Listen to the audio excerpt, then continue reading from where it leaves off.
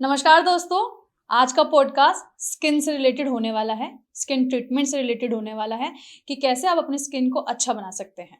Skin और health को hydration रखना है, दोनों का कैसे रखना है? बिल्कुल, दोनों तरीके वही हैं कि स्किन की हाइड्रेशन रखने के लिए एज वी से अंदर और बाहर दोनों से स्किन को हाइड्रेट करना है। अंदर से हाइड्रेट करना है पानी पी के और फ्रूट्स खा के, क्योंकि उसमें भी बहुत ज्यादा पानी की एबिलिटी होती है। और बाहर से हाइड्रेट रखना है मॉइस्चराइजेशन लोशन लगा के। डेली स्किन रूटीन को कैसे हम फॉलो करें और क्या करें? डेली स्किन रूटीन, जो सुबह का स्किन रूटीन होता है, वो हमारा हमेशा क्लिनजिंग एंड मॉइस्चराइजिंग रहता है। और अगर हमें रिपेयर करनी है, कुछ भी एंटी एजिंग करना है, विटामिन सी लगाना है, वो रात का होता है। अगर आपको स्किन केयर करनी है, मार्केट गए, प्रोडक्ट उठा लेते हैं, इस्तेमाल करते हैं, फिर विश्वास करते हैं, क्या करें? देखिए, प्रोडक्ट, पहली चीज तो ये है कि सर्दी गर्मी बरसात का प्रोडक्ट अलग होता है। गर्मी में आपको फोमी फेस वॉश चाहिए होता है, जेल बेस्ड आपको लोशन चाहिए होता है, एलो जेल लगा लीजिए। यही चीज अगर आप सर्दी में लगाने लगेंगे तो स्किन आपकी चिढ़ जाएगी, बिल्कुल मुसड़ जाएगी। तो वहां आपको क्लिंजर चाहिए होता है, वहां आपको लोशन चाहिए होता है, क्रीम चाहिए होती है। नमस्कार, मैं हूँ डॉक्टर शहला अग्रवाल। मैं एक डर्मेटोलॉजिस्ट हूँ, स्किन स्पेशलिस्ट, जनाब कॉस्मेटोलॉजिस्ट नहीं हूँ। हजारों सवाल चारों तरफ यूनिवर्स में बिखरे पड़े हैं और हजारों जवाब आप तक आ रहे हैं, लेकिन सही क्या है और गलत क्या है, आज कोशिश यही करेंगे कि इसमें से सही को अलग करें और जो शुभा है, जो डाउट्स हैं, उनको थोड़ा सा क्लियर करें। मैंने बहुत बार ये सवाल जवाब किए, लेकिन हर बार सब अपने दिमाग को बंद करके अपने अकॉर्डिंग जवाब सुनना चाहते हैं। मैं जो आपको बताऊंगी वो टेक्निकली, साइंटिफिकली, लॉजिकली वो सही जवाब है। आप माने या ना माने, आपकी स्किन आपको दुआएं दे या आपको बददुआएं दे, ये आपके ऊपर है। सुनिए जरूर। तो चलिए शुरू करते हैं famous dermatologist doctor Shaila Agarwal से। मैम, कैसे स्किन को अच्छा रखा जाए? जी देखिए, सबसे पहली बात तो ये है, भावना के स्किन की बात क्यों कर रही हैं, क्यों शुरू किया आपने, लिवर, किडनी, लंग्स की बात क्यों नहीं की? स्किन जो है वो सिर्फ एक कवरिंग नहीं है, वो एक हमारा बहुत बड़ा ऑर्गन है। और ख़ासकर हम जो हॉट ब्लडेड एनिमल्स हैं, जब 45 डिग्री होता है तब भी हमारा टेम्परेचर नॉर्मल रहता है, जब 2 डिग्री होता है तब भी हमारा टेम्परेचर नॉर्मल रहता है। ये काम स्किन का है। तो अगर आप अपनी स्किन को हेल्प नहीं करेंगे, हेल्दी नहीं रखेंगे, तो कहीं ना कहीं समर विंटर सब आपको परेशान करेगा। और आजकल जो है हमारा जो शहरी जीवन है, कहीं ना कहीं हम उसमें स्किन के काम को बर्बाद ही कर रहे हैं, उसमें हेल्प नहीं कर रहे हैं। तो हमारा आज मौजू ये है कि स्किन करती क्या है और हम उसको हेल्प कैसे करें। बिल्कुल। तो मैम, जैसे कि समर सीजन शुरू हो गया है, मैं चाहती हूँ कि मेरी जो स्किन है, खासकर मेरा जो ये चिक का हिस्सा है, ये काफ़ी पिंकिश हो जाए या अच्छा इसमें जो है नेचुरल कलर दिखने लगे। इसके लिए कुछ अलग से ऐड ऑन ना करना पड़े, उसका कोई तरीका है? देखिए, मेरे पास जब लोग आते हैं और वो ये कहते हैं कि हम कुछ नहीं लगाते, हम उन्हें बिंदी काजल ब्रिगेड बोलते हैं, तो उसमें मेरा सवाल ये होता है कि क्यों नहीं लगाते? आप कोई कुटिया में तो किसी उसमें फॉरेस्ट में रह नहीं रहे हैं। जब आप शहर में रह रहे हैं, जब चारों तरफ पोल्यूशन है, जब आपके खाने पीने का कोई टाइम नहीं है और आप प्रिजर्वेटिव रिच फूड खा रहे हैं, तो आप अपनी स्किन का ध्यान कैसे नहीं रखेंगे? आपको उसके लिए कुछ ना कुछ करना पड़ेगा। वो दिमाग से निकाल दीजिए, नेचुरल और बिना मेकअप। ये मेकअप नहीं है, ये एक कवरिंग है जो हम अपनी स्किन को प्रोटेक्ट कर रहे हैं कि आसपास जितना भी पोल्यूटेंट है वो स्किन के अंदर ना जाए। दिक्कत क्या है? ठीक है, पिंकिश चीक चाहिए, पिगमेंटेशन नहीं चाहिए, पर हमें जो परेशानी है ना एज अ डर्मेटोलॉजिस्ट, और खासकर जो हम सिटी लाइफ में जो देखते हैं, क्योंकि हम एसी में भी बहुत बैठते हैं, वो है एजिंग। तो जो एजिंग जो है वो फास्टर हो जाती है। जो चीज़ पहले हमारी माओ को आपने देखा होगा, आप तो यंग है, आपकी माँ मेरी उम्र की हैं, उनकी स्किन अभी तक सही होगी, लेकिन आपको मेहनत करनी पड़ेगी जब आप उस उम्र पे पहुंचे वो स्किन रखने के लिए। मम्मी कहती है कि जब हम छोटे थे तो चेहरे पे मलाई लगा लेते थे, हमारा काम हो जाता क्योंकि उस जमाने में पोल्यूशन नहीं था, AQI नहीं देखते थे हम।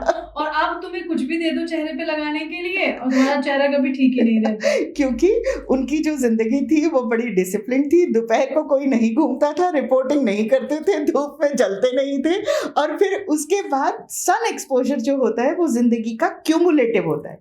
क्यूमुलेटिव मतलब आपकी बॉडी आपने कितना उस पर दुष्प्रभाव डाला है वो याद रखती है। तो ऐसा नहीं है कि अब आपका जॉब चेंज हो गया, अब आप कमरे में बैठे हैं तो वो जो पुराने इफेक्ट थे वो कहीं गायब हो जाएंगे, नहीं, वो अभी भी काउंट हो रहे हैं। तो इसलिए जो भी करें, और अपने बच्चों के लिए जो भी करें, क्योंकि ये सोचिए कि उनका भी तो काउंटर जारी हो चुका है, तो वो जिस तरह से आज एक्सपोजर हो रहा है वो जिंदगी में कहाँ जाएंगे, वो उनके लिए भी बहुत जरूरी है। मैम ये कैसे पहचाने कि आपकी स्किन ऑयली है या ड्राई है? मैं आपको एक चीज इसमें थोड़ा सा एग्जांपल दे देती हूँ, क्योंकि नेचुरल तरीके से चलेंगे तो अच्छा रहेगा। और थोड़ा सा माइक नजदीक कर लीजिए ताकि आपके जो दर्शक आपको सुन पा रहे हैं वो अच्छे से सुन पाए। मैम मेरे को हाथ हिलाने की ज्यादा आदत है तो जगह चाहिए। कोई नहीं। मैम जैसे कि हम ड्राई स्किन की अगर बात करें तो हम लोग ऐसे पहचानते हैं कि सर्दी आ गई, स्किन जो है वो ड्राई हो रही है, यानी कि हमारी स्किन ड्राई होगी, ठीक है। ऑयली स्किन हम ऐसे पहचानते हैं कि चेहरे पे पिंपल हो गए, दैट मींस स्किन ऑयली है। आप बताइए, आप डर्मेटोलॉजिस्ट हैं, स्किन को पहचानने का तरीका क्या है? देखिए, कई बार लोग आके मेरे पास बैठते हैं और बोलते हैं मैम बताइए हमारी स्किन कैसी है। भाई मैं कैसे बताऊं, तुम 2 मिनट पहले तो मेरे आगे आके बैठे हो। तो मेरे सवाल यही होते हैं कि क्या जब गर्मी होती है तब आपकी ज्यादा पसीना रहता है या आपको एक्ने, यही सवाल है जो आपने किया, उसी से ही हम जो है ये डिसाइड करते हैं कि ऑयली की तरफ जा रही है, नॉर्मल की तरफ है या ड्राई की तरफ है। दिक्कत क्या है कि स्किन का टेक्सचर चेंज होता है। तो लोगों के दिमाग में ये रहता है कि अगर मेरी ऑयली थी, मैं जब टीनेज था तो मेरी स्किन ऑयली थी तो जिंदगी भर वो ऑयली लेके चलेंगे, ऐसा नहीं होता है। स्किन का टेक्सचर चेंज होता है हर डिकेड पे। जो स्किन आपकी 20 पे थी वो 30 पे नहीं होगी, फिर वो 40 पे नहीं होगी, फिर वो 50 पे नहीं होगी। तो आपको डिकेड वाइज अपनी स्किन को बैठ के एनालाइज करना पड़ेगा। ऑयली, ड्राई, नॉर्मल, उसके साथ साथ the most common is combination skin. Combination का मतलब है कि टी जोन, सबको पता है कि टी जोन ऑयली है तो ये ओ जोन बोला जाता है, ये ड्राई है, तो ये आपकी कॉम्बिनेशन होगी। लेकिन आजकल जो टाइप ऑफ स्किन हम देख रहे हैं, sensitive and super sensitive skin, क्योंकि लोग इतने प्रोडक्ट्स इस्तेमाल कर रहे हैं, इतनी ट्रीटमेंट्स करा रहे हैं कि वो ऑयली, नॉर्मल, ड्राई तो भूल जाइए। सेंसिटिव स्किन का एक टाइप हो गया है कि उसमें अगर आप बाहर गए, जरा सा पसीना आया तो स्किन जलने लगी, किचन में जाके गैस के आगे खड़े हुए तो लाल हो गए, स्किन जलने लगी।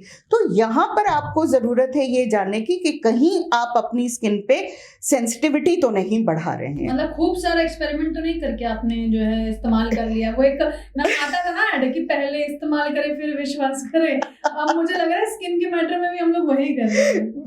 अब जो है पहले इस्तेमाल करें नहीं, पहले खरीदें फिर सोचें। तो लोगों की ड्रॉर्स भरी हुई हैं और जब मेरे पास आते हैं तो मेरा सवाल ये होता है कि आप क्या क्या करते हैं। देखिए, ऐसा नहीं है कि आज आप मेरे पास आए तो आज ही आप कुछ करना शुरू करेंगे। जाहिर बात है, हम सब अपने लेवल पे कुछ ना कुछ कर रहे हैं और करना जरूरी है।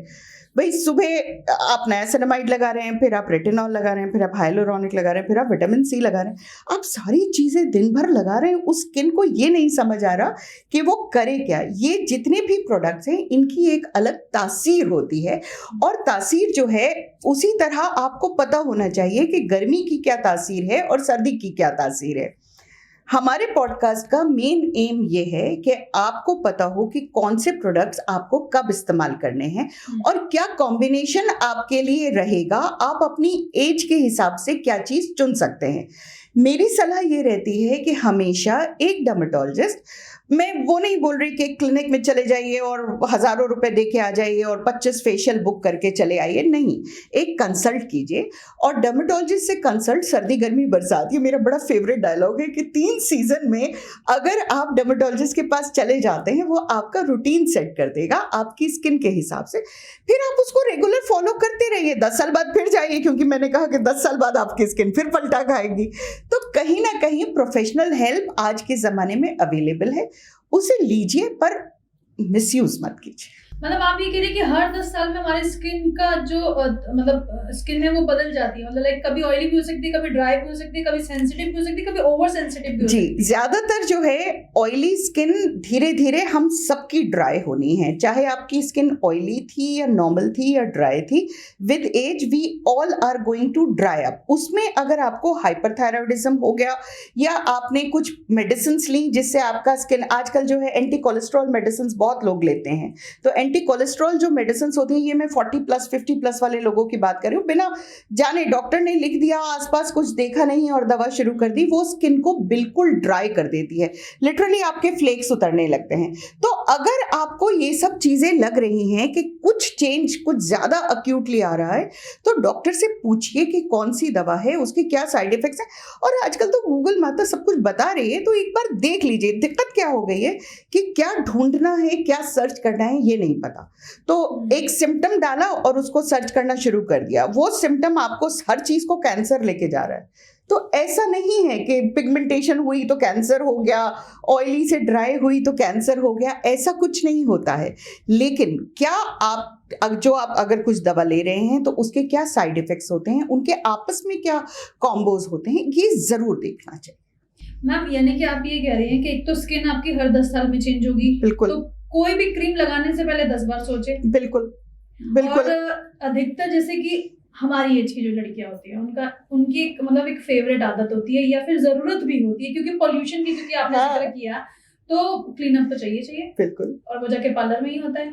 तो पार्लर में सजेशन मिल जाते हैं, फ्रूट क्रीम करवा लीजिए और पता नहीं और कई टाइप्स, सारे टाइप्स हैं जो बोला जाता है करवाना चाहिए। तो क्या सही रहता है जी क्लीन अप? जैसे मैंने हमेशा बोला कि जो हम सिटी लाइफ जो जी रहे हैं, तो क्लीन अप की जरूरत है, लेकिन क्लीन अप की फ्रीक्वेंसी क्या होनी चाहिए वो बहुत जरूरी है। आपकी स्किन जो है उसमें लेयर्स होती हैं, वो बेसल लेयर से टॉप लेयर तक 30 दिन में ऊपर से नीचे से ऊपर आती है और ऊपर से फ्लेक ऑफ हो जाती है। यही जो डेड लेयर ऑफ स्किन है, यही अगर आप इसको साफ नहीं करेंगे तो जो डल स्किन की कहानी बहुत लोगों को होती है या ओपन पोर्स की कहानी होती है, वो इसीलिए होती है क्योंकि आपकी स्किन के पोर्स खुल गए हैं, वो बंद नहीं हो पा रहे हैं। यहाँ पर क्लीन अप की जरूरत है, लेकिन clean up once a month से ज्यादा आपको जरूरत नहीं है। वही चीज जब आप 20s में हैं, अर्ली 25 तक है, तब आपको सिर्फ एक क्लिनजिंग की जरूरत है, जो पोल्यूशन है उसको हटाने की जरूरत है। अगर करना हो तो कैसे करें? घर में करना है तो सबसे अच्छी चीज है कि आप पहले तो क्लेंजर होना चाहिए, क्लेंजर के बाद टोनर होना चाहिए। टोनर में रोज वाटर सबसे अच्छा टोनर आता है, और हम लोग ये बोलते हैं कि आप एक स्प्रे बॉटल में रोज वाटर को रखिए, नॉर्मल जो आपका गुलाब जल मिलता है फ्रिज में रखिए, जब आपने मुंह धोया उसके बाद स्प्रे कर लीजिए। फेस वॉश पे हम एक लंबी ताकीद करेंगे, बिकॉज फेस वॉश मैं चाहती हूँ कि आप स्पेसिफिक ले, फेस वॉश का ऑप्शन नहीं है होम रेमेडी में, लेकिन आप टोनर लगाइए। उसके बाद अगर ड्राई स्किन है या गर्मी है तो आप खीरे का जूस थोड़ा सा निकाल के, खीरे को कद्दूकस कीजिए और जूस को लगाइए, 10 मिनट लगा के रखिए, फिर उसको धो दीजिए। ये आपके ऑयल को सोख लेगा। मुल्तानी मिट्टी ऑयल के लिए होती है। यहाँ आपकी अगर ड्राई स्किन है तब आपको यहाँ पर हनी की जरूरत होती है। मेरा कहना यह है कि अपनी स्किन के हिसाब से चीजें ढूंढी, अंधाधुंध एक ट्रेंड चल रहा है कि आइस वाटर में मुंह दे के बैठना है, तो वो हर आदमी कर रहा है। अगर आपकी स्किन ड्राई मैम, जो बड़े बड़े सेलेब है उनका मैंने भी वीडियो देखा है, लिटरली एक बॉल होता है ठंडे चिल्ड पानी का, बर्फ होती है, आइस होता है और चेहरा लिटरली ऐसे डाला जाता है।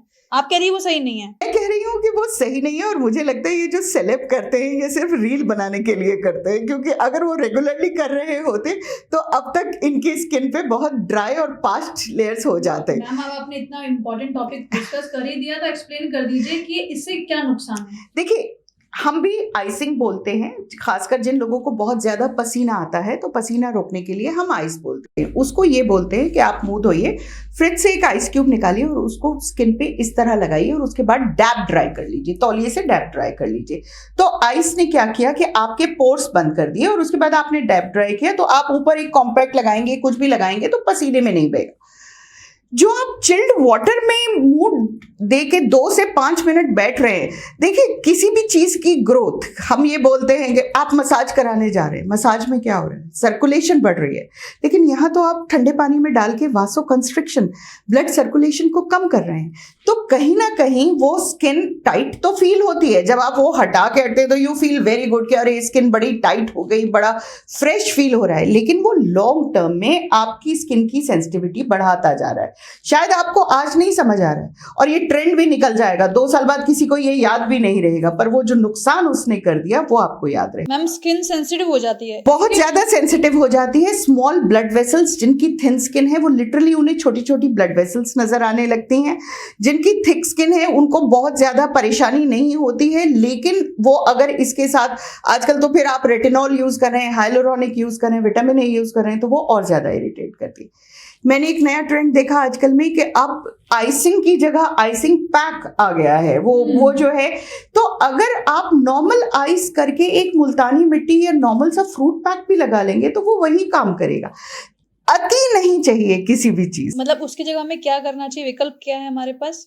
आप नॉर्मल आइस लगाइए, जैसे मैंने मुंह धोइए, मुंह के बाद आइस क्यूब को डायरेक्टली स्किन के ऊपर लगाइए, उसके बाद डैब ड्राई कीजिए और फिर एक पैक लगा लीजिए। पैक वो मुल्तानी मिट्टी पैक हो सकता है, वो फ्रूट पैक हो सकता है, जैसे संतरे का पैक है, उसके आप अंदर से पल्प निकाल के उसको मैश करके लगाएंगे तो उसमें वही है ना, लैक्टिक एसिड। नेचुरल की तरफ जाइए, नेचुरल की तरफ जाइए। पर नेचुरल जो काम करता है ना वो यूथ पे काम करता है। अगर आप 35 तक हैं तब तो चलेगा, अब आप 55 साल के 50 साल के हो गए, मीनोपॉज भी हो गया, पिगमेंटेशन बतेरी हो रही है और अब आप सोचेंगे खाली एक संतरे के पैक से या नींबू से काम चल जाएगा, तो नहीं चलेगा। लेकिन 35 वालों तक ये असर करेगा। एज जो है इस यूथ जो है वो सबसे बड़ी एलिक्सर है। जब यूथ जो है 35 तक हम ये मानते हैं कि स्किन की टर्नओवर और स्किन का जो रिपेयर है वो अपने आप होता रहता है। जो भी स्किन में कमी होती है वो रिपेयर होती चली जाती है। जब हम पोस्ट 35 होते हैं तो ये रिपेयर की जो स्पीड है ये थोड़ी सी कम हो जाती है, तो यहाँ पर हमें उसको थोड़ा सा हेल्प करना पड़ेगा। इसीलिए हम ये बोलते हैं कि प्री 35 अगर आप कोई नाइट क्रीम लगा रहे हैं तो सिर्फ एक मॉइस्चराइजर लगाइए ताकि वो आपकी स्किन को हेल्दी रखे। लेकिन पोस्ट 35 अगर आप लगा रहे हैं तो अब आप एंटी एजिंग की तरफ आ जाइए। जब आप पोस्ट 40 पहुंच गए हैं तब आपको रेटिनॉल जैसी चीजें या एंटी एजिंग क्रीम्स चाहिए ताकि वो रिपेयर फास्टर हो। आपकी अपनी बॉडी की जो मेटाबॉलिज्म है वो स्लो हो जाती है, तो आपको हेल्प करना है। अगर आप 20 साल के हैं और आप एंटी एजिंग कर रहे हैं तो आप क्या चाहते हैं, कहाँ पहुंचना चाहते हैं? 20 साल के आदमी को एंटी एजिंग की जरूरत नहीं है। मतलब 20 की उम्र में 40 वाली सिचुएशन आ सकती है। आ सकती है, बिल्कुल आ सकती है। 20 की उम्र में शायद 40 की ना आए, लेकिन 40 में 40 भी ना रहे, वो ज्यादा लगने लगे, वो ज्यादा चांसेस है। मतलब आप कह रहे हैं कि इस पे जितना एक्सपेरिमेंट होगा उसका परिणाम बाद में, कुछ समय के बाद। देखिए, मैं कई बार बोलती हूँ कि मैं तो शायद रहूं ना रहूं, पर मैं देखना चाहती हूँ आज की जनरेशन को 10 साल बाद जो इतनी चीजें थोप रहे हैं कि इन पे होगा क्या। तो थोड़ा सा हाथ रोक के स्किन पे इतना अत्याचार ना कीजिए। आज तक जो है ऐसा नहीं था कि हम बिना किसी चीज़ के जी रहे थे। मुझे डर्मेटोलॉजी में 25 साल हो गए, तो ये पिछले 2-3 साल से ही मैंने ये ट्रेंड देखा है कि बस अंधाधुंध लगाए चले जाओ। वो जब से वो मार्केटिंग का खप्त चढ़ा है, जैसे आपने बोला कि पहले इस्तेमाल करो फिर विश्वास करो, यहाँ पर पहले खरीद के डाल दो दराज में, फिर सोचेंगे क्या करना है उसका। तो एक्सपेरिमेंट ज्यादा मत कीजिए। आपकी स्किन है, आपके साथ रहेगी जब तक आप इस दुनिया में हैं, तब तक रहेगी। और जब वो आपको इरिटेट करेगी तब आपको ये याद भी नहीं होगा कि आपने ये आइस डंक किया था या आपने 10 चीजें लगाई थी। तो थोड़ा सा हाथ रोक के लॉजिकली काम कीजिए। मैम, हम अपने घर में अपने पेरेंट्स से भी सुनते हैं कि आधे से ज़्यादा चेहरे पे अगर बीमारियां नजर आए, पिंपल्स नजर आए या पिगमेंटेशन या एजिंग वगैरह की फीलिंग आए, तो कहीं ना कहीं कारण सबसे ज़्यादा आपका पेट होता है। आपका पेट क्लीन होना बहुत ज़रूरी है। लेकिन आजकल जिस तरीके का माहौल है, पोल्यूशन है, तो पेट की तासीर का गर्म होना लाजमी सी बात है। देखिए, आजकल जैसे बहुत सारी चीज़ें हैं, कोलेजन खाने का एक बहुत बड़ा चलन चला हुआ है, ग्लूटाथायोन चला हुआ है, और आजकल तो ये हालत है कि अपने आप ही खरीद के सब कुछ ऑनलाइन मिल रहा है, यहाँ नहीं मिल रहा तो बाहर से मंगवा के खा रहे हैं। हर चीज़ की एक तासीर कही जाती है, ठंडी तासीर और गर्म तासीर। तो ठंडी और गर्म तासीर का मतलब क्या है? ये हाई ग्लाइसेमिक और लो ग्लाइसेमिक इंडेक्स होता है। उस फूड को एब्जॉर्ब होने में बॉडी को कितनी एनर्जी लगती है उस हिसाब से उसका ग्लाइसेमिक इंडेक्स तय किया जाता है। गर्मी में जब आपकी बॉडी ऑलरेडी बहुत ज्यादा स्ट्रेस में है, इतना पसीना आ रहा है, 45 डिग्री में आपको पसीना बह बह के आपके बॉडी को टेम्परेचर कंट्रोल करना है, उसके साथ आप एक इंग्रेडिएंट और डाल दीजिए कि अब आपने कोलेजन खाना शुरू कर दिया, उसको भी डाइजेस्ट करें, तो होगा क्या? ना वो इधर डाइजेस्ट होगा, ना वो उधर डाइजेस्ट होगा, कहीं ना कहीं वो एक्सेस ऑयल, एक्सेस इरिटेशन, कुछ ना कुछ होगा। इसीलिए सीजनल हिसाब से, सीजन के हिसाब से, जैसे हम सब्जियां और फल सीजन के हिसाब से खाते हैं ना, तो उसी तरह दवाएं या सप्लीमेंट्स भी सीजन के हिसाब से खाना चाहिए। तो थोड़ा सा रिसर्च करके और तब डिसाइड कीजिए कि क्या खाना है। मैम आप डर्मेटोलॉजिस्ट है, 2 दशक से ऊपर का समय हो गया, आपसे पूछ लेती हूँ, स्किन को मुझे हेल्दी रखना है, आपने कहा खाना बहुत इंपॉर्टेंट रोल प्ले करता है, मुझे बताइए, मुझे मॉर्निंग से लेकर अगर इवनिंग तक की एक डाइट रखनी है, एक नॉर्मल डाइट जिसमें सभी टाइप की स्किन आती हो, वो क्या बेस्ट रहेगी? क्योंकि आपने कहा स्किन तो बची नहीं, अब तो सेंसिटिव और ओवर सेंसिटिव हो गई है, तो बताइए। बिल्कुल। देखिए, बात यह है कि जो हम खा रहे हैं आजकल, उसमें भी कहीं ना कहीं प्रिजर्वेटिव्स बहुत ज्यादा है। अगर एक जमाना था, हमने कभी वीट सेंसिटिविटी हिंदुस्तानियों में सुनी नहीं थी, हम तो रोटी वाले लोग हैं, लेकिन आज आपको ग्लूटेन सेंसिटिविटी, सीलियाक डिजीज इतनी क्यों नजर आती है? बिकॉज जो वीट है वो भी मॉडिफाइड है, तो कहीं ना कहीं वो सेंसिटिविटी बढ़ रही है। तो आपको क्या करना है, पहली बात 8 से 10 ग्लास पानी, उससे ज्यादा नहीं चाहिए। उससे ज्यादा अगर पिएंगे तो कहीं ना कहीं वो किडनीज को स्ट्रेस करेगा। प्रोटीन, कार्बोहाइड्रेट और ऑयल्स का बहुत अच्छा आपको एक मिश्रण रखना है। 20% प्रोटीन्स, 20% आपके ऑयल्स एंड 80% 60% आपके कार्बोहाइड्रेट्स होना बहुत जरूरी है। इसको आप डिवाइड करके खाएंगे। मिल्क जो है वो बहुत ज्यादा एक्नोजेनिक होता है। एक्नोजेनिक का मतलब है कि मिल्क के अंदर जो वे प्रोटीन है, अब वे प्रोटीन खाली मिल्क में नहीं है, प्रोटीन शेक्स और प्रोटीन सप्लीमेंट्स में भी है। तो अगर आप वे प्रोटीन का कंज्यूम कर रहे हैं तो वो आपके सिबेशियस ग्लैंड, जो ग्लैंड्स फेस पे, V of the chest, upper arm, back पे होते हैं, जो एक्ने के लिए रिस्पॉन्सिबल होते हैं, उनको स्टिमुलेट करता है। इसीलिए आजकल अडल्ट एक्ने बहुत ज्यादा बढ़ गया है। तो प्रोटीन से दूर रहिए। यहां पर आपको दूसरी चीज, जो हाई ग्लाइसेमिक, लो ग्लाइसेमिक बोला है, जो चीनी वाली चीजें हैं उसको अपनी उसमें जो पीने की चीज है उसमें शुमार नहीं कीजिए। ऐसा नहीं है कि अगर आप कोक या शरबत पी रहे हैं तो वो आपने उसको 8-10 ग्लास पानी में गिन लिया। तो उससे बेहतर ये है कि देखिए, कॉमन सेंस की बातें हैं। आप अगर नारियल पानी पिएंगे, आप अगर नमकीन नींबू पानी पिएंगे, जो ORS, ओरल रिहाइड्रेशन सोल्यूशन, जिससे बनाया जाता है, तो वो आपकी जो स्किन का, जो बॉडी का जो नॉर्मल मिलियू है, pH जिसे बोला जाता है, उसको नॉर्मल रखेगा। आजकल मैं ये लफ्ज बोल सकती हूँ बिकॉज सबने सुना हुआ है pH कुछ होता है, पता है या नहीं है, पर ये है कि होता है। तो हमारी बॉडी का नॉर्मल pH जो है वो हमें हल्का सा मिडिल में रखना है, ना एसिडिक करना है ना बेसिक करना है। उसके अलावा जो एक चीज है, माएँ हमेशा आके कहती हैं कि बच्चे बाहर के बहुत खाते हैं। देखिए, पहली बात, जो हम जब बात कर रहे थे तब हमने की, जो आप खाते हैं वो शायद चेहरे से नहीं निकलता।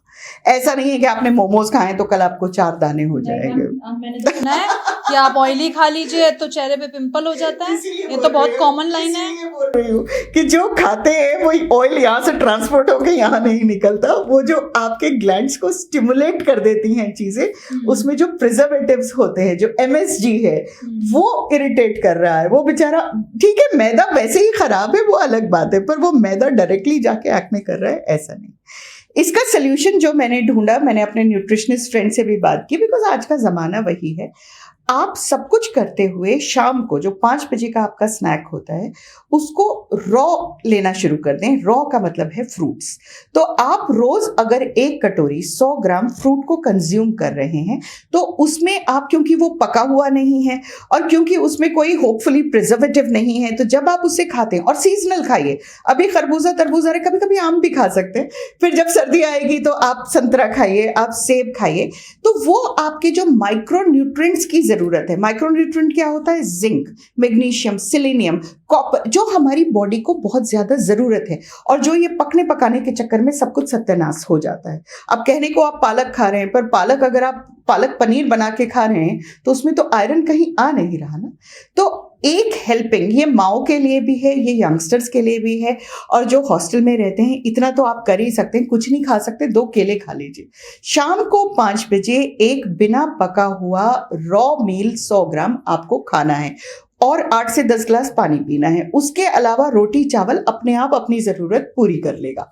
मैं आसान रास्ता बता रही हूँ, पर जरूरी रास्ता बता रही हूँ। मतलब स्किन आपकी 100% अच्छी हो सकती है अगर आप शाम के 5 बजते ही जो है 1 कटोरी फल खा ले। और वैसे भी किसी ने कहा है कि भैया सैलेड खा लो, फ्रूट्स खा लो, डाइटिंग का भी एक हिस्सा होता है, इसी बहाने वजन भी कम हो जाएगा। जिनका है उनके लिए कह रहे हैं, और जिनका नहीं है वो खाएंगे तो और हेल्दी हो जाएंगे। ये हेल्थ के लिए बहुत जरूरी है, क्योंकि माइक्रो न्यूट्रिएंट, माइक्रो का मतलब है बहुत छोटा, माइक्रो न्यूट्रिएंट की जो जरूरत है वो बॉडी में बहुत जरूरी है, लेकिन वो माइक्रो न्यूट्रिएंट बेचारा खाने में भी माइक्रो क्वांटिटी में पानी के ऊपर आपसे एक सवाल पूछ लूं? बिल्कुल पूछिए। मैंने बहुत सारे जिम की वीडियो जो है देखी है। मेरे जो दोस्त अभी आपका पॉडकास्ट देख रहे हैं ना, वो भी मुझे कमेंट करके जरूर बताएंगे कि उन्होंने भी देखी होगी कि कम से कम ऐसा कहा जाता है कि 5 लीटर पानी पी लीजिए, इतना लीटर पानी पी लीजिए, और आप कह रही है कि बस 5-10 गिलास में निपट जाइए। देखिए पानी क्या होगा, क्या क्या होता है, प्रोसेस क्या होता है, जब आप पानी पीते हैं तो वो एब्जॉर्ब हो, आपको ना साइंस थोड़ी सी, हम सब अपनी बॉडी लेके घूम रहे हैं, मुझे लगता है कि हमें एक बार किडनी का फंक्शन क्या है, लिवर का फंक्शन क्या है, पढ़ लेना चाहिए सबको। जब इतनी चीजें गूगल करते हैं तो ये भी एक नहीं मैम, देसी अंदाज में ऐसा कहता है ना कि पानी पी रहे मतलब कि सफाई हो रही है अंदर से। कितनी सफाई करोगे? और जो सफाई वाला ऑर्गन है किडनी, उसको स्ट्रेस कर दोगे, उसके ऊपर ज्यादा काम आ गया तो वो जो है फिर वो सब कुछ डाइल्यूट हो जाएगा। जब आप ज्यादा पानी पिएंगे तो सॉल्ट भी तो डाइल्यूट हो गया, जो चीजें एब्जॉर्ब होनी चाहिए वो भी डाइल्यूट हो गई। मतलब हमें कुछ करने से पहले साइंस को पूरा समझना पड़ेगा इसका। देखिए हर आदमी की बॉडी है, हर आदमी डॉक्टर के पास हर वक्त नहीं जा सकता, तो as a doctor, as a skin specialist मैं तो ये अपना फर्ज मानती हूँ, आज मैं शायद पॉडकास्ट में भी इसीलिए बैठी हूँ कि इतना सबको पता होना चाहिए, इतना आपको अपने बारे में पता होना चाहिए। It's not about skin, it's not about treatments, it's your human body. अब गर्मी की बात कर रहे हैं, गर्मी में स्किन की अहमियत क्या है? गर्मी में स्किन जो है वो हमारे टेम्परेचर को नॉर्मल रखती है, पसीना सबसे ज्यादा आता है। जब पसीना आता है, पुराने जमाने में घड़े रख के पानी पीते थे, तो घड़े का पानी ठंडा क्यों होता था?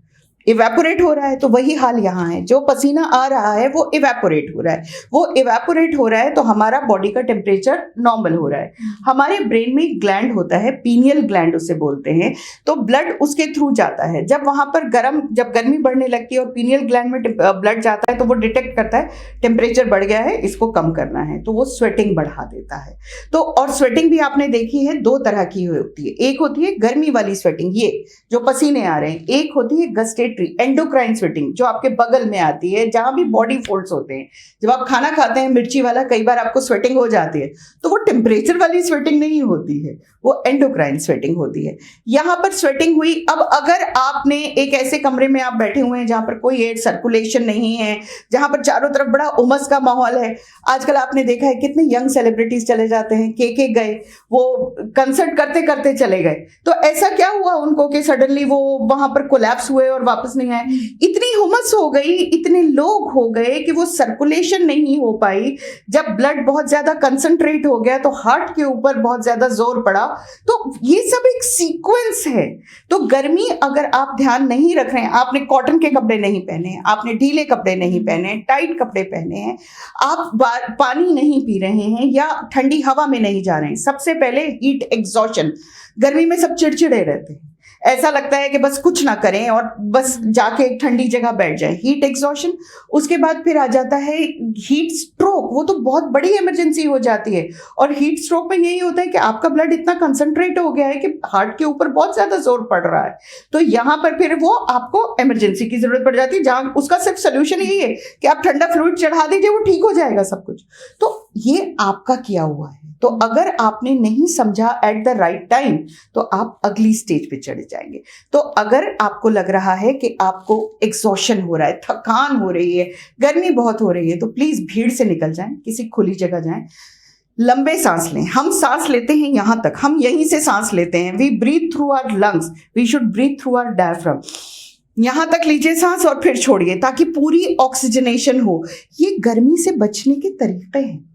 ठंडा पानी मुंह के ऊपर डालिए, तौलिए से उसको डैप ड्राई कीजिए ताकि जो गर्माहट हो गई है, जो ब्लड आपका खौल रहा है, उसका खौलापन कम हो जाए। मैम ये जो स्किन के बारे में बता रहे हैं कि ये बेसिक चीजें जो हम लोग कर सकते हैं और जो हमें करनी भी चाहिए।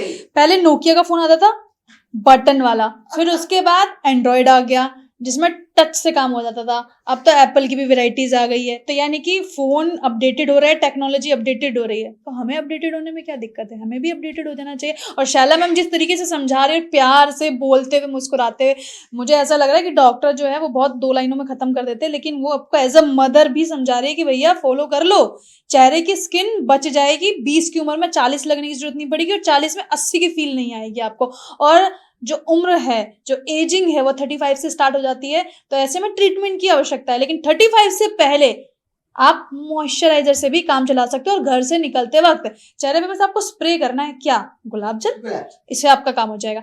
शैला मैम, आंखों के नीचे के डार्क सर्कल अमूमन रहते हैं, और वो मोस्टली मैं देख रही हूँ कि बच्चों को ज्यादा होते हैं, तो क्या एजुकेशन, क्योंकि वो पढ़ाई कर रहे हैं, तो इस वजह से, टेंशन की वजह से बन जाते हैं, या फिर इसका कोई रीजन है?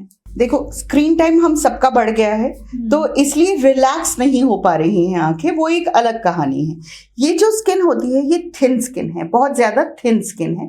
तो इसके नीचे जो ब्लड वेसल्स होते हैं, अगर उसमें सर्कुलेशन बेहतर नहीं होगी, 2 ब्लड है, ऑक्सीजनेटेड और हमारा जो हीमोग्लोबिन वाला ब्लड है, तो ऑक्सीजनेटेड ब्लड वो थोड़ा सा ब्लू होता है, और जो दूसरा होता है वो रेड होता है। अगर आपकी मसाज नहीं हो रही है, ऑक्सीजनेशन नहीं हो रही है, थकावट आपकी चढ़ी हुई है, तो आंखों के नीचे गड्ढे बढ़ने लगते हैं। लेकिन यहाँ पर जेनेटिक टेंडेंसी भी बहुत ज्यादा काम करती है। अच्छा। हमारे पास जब कोई आता है और वो अंडर आई सर्कल या बैग्स दिखाता है, तो मेरा पहला सवाल यही होता है, आप किससे मिलते हैं, मम्मी से या पापा से? आंखें किससे मिलती हैं, और उनके कितने थे, और किस एज से शुरू हुए? तो वो अगर ऐसा कुछ है, तो आपको सावधान हो जाना चाहिए कि आपको थोड़ी मेहनत करनी पड़ेगी। मेहनत क्या करनी है आपको? स्क्रीन टाइम तो ठीक है, अब मैंने बोल दिया, पर देखती तो मैं भी फोन ही हूँ और टीवी हूँ। तो उसका तरीका यह है कि रात को जब आप तसल्ली से बैठे हों, ये वाली फिंगर से, ये नहीं चाहिए मुझे, प्रेशर नहीं चाहिए मुझे, वहां पर प्रेशर नहीं लगाना है, इस फिंगर से हल्के हाथ से मसाज करनी है, इनटू आउट, ऐसे ऐसे नहीं करना है। आपको ये सोचना पड़ेगा, स्किन के अंदर लिटरली सलवटें होती हैं, तो जब आप प्रेस कर रहे होते हैं तो आप एक तरफ करते हैं, आप ऐसे ऐसे नहीं करते हैं, तो इसी निपटानी है। तो इसी तरह यहां से ऐसे कीजिए और उंगली उठा लीजिए, फिर कीजिए। इससे आप क्या कर रहे हैं, एक तो स्किन की मसाज कर रहे हैं, और दूसरा यहाँ पर जो ब्लड फ्लो है उसको सर्कुलेट कर, मतलब पोजीशन ये होनी चाहिए मैम, ये मुझे बस ये उंगली नहीं चाहिए, I don't want two point the finger, बाकी कोई भी फिंगर ले लो, बिकॉज इससे प्रेशर लग जाता है। इसका इस्तेमाल हमें ये करना है इस तरीके से। तो हल्के हाथ से इनटू आउट ये करें, 10 ऊपर करें, इनटू आउट। अब होता क्या है कि अगर बहुत ड्राई स्किन है या कुछ नहीं लगा रखा, तो फ्रिक्शन होने लगता है, तो उसके लिए फिर ये होता है कि हल्का सा बादाम तेल लगा लीजिए। बादाम तेल जो है वो आंखों को इरिटेट नहीं करता है, इसलिए बादाम तेल। गोले का तेल नहीं ना? गोले का तेल थोड़ा सा इरिटेट कर देता है आंखों को, बाकी सारे तेल आंख में जाते हैं, अगर चला गया तो वो कहीं ना कहीं चुभन और जलन करता है। बादाम तेल is very ideal for eyes. तो अब तुम्हारी पुरानी वो बोलूं कि आंख जो है वो बादाम की तरह बनी हुई है, उसका शेप, तो इसलिए बादाम का तेल है। तो ये पुरानी जो थी वो वजह कुछ और देते थे, पर वो बात सही थी, it does not irritate the eye. तो रोज रात को अगर आप ये मसाज कर रहे हैं तो काफी हद तक आपकी आंखें गड्ढे नहीं पड़ेंगे। लेकिन अगर पिगमेंटेशन हो गई, अब हो गई, तो फिर डॉक्टर के पास जाइए। डॉक्टर देता है अंडर आई क्रीम्स। अब अंडर आई क्रीम ऐसी चीज नहीं है कि आपने आज लगाई और कल आप शीशे के आगे खड़े हो गए, अरे गए नहीं, अब कब तक लगाएं, क्या करें। आप रोज खाना खाते हैं ना, तो आप ये नहीं सोचते कि मैंने कल खाया था आज फिर खा लूं। इसी तरह अंडर आई क्रीम है, कम से कम 2 महीना लगानी पड़ती है to get a good effect. और गुड इफेक्ट के बाद अगर आप रेगुलरली मसाज करते रहेंगे तो वो वापस नहीं आएगा, लेकिन अगर वापस आ गया तो दोबारा लगा लीजिए। इसमें इतना हताश होने की, पर लोग ज्यादातर जो डर्माटोलॉजिस्ट को नहीं दिखाते हैं, क्योंकि केमिस्ट हमारे घर के बड़ा नियर बाई पड़ता है, ऐसे कहते हैं ना कि अपने नुक्कड़ पे ही है, तो चले जाते हैं कि भैया ऐसे ना आंखों में कुछ हो रहा है, तो केमिस्ट वाले भैया भी चलो ठीक है ये लगा लो। तो ये सब सही है, मतलब इस तरीके से लेना? देखिए, मैं डर्मेटोलॉजिस्ट को सुप्रीम कोर्ट बोलती हूँ, क्योंकि पहले घर के नुस्खे होते हैं, दादी नानी के नुस्खे होते हैं, फिर केमिस्ट आ जाता है, फिर डॉक्टर लोकल जीपी आ जाता है। जब सब कुछ बिगड़ बुगड़ जाता है तब डर्मेटोलॉजिस्ट की कहानी आती है।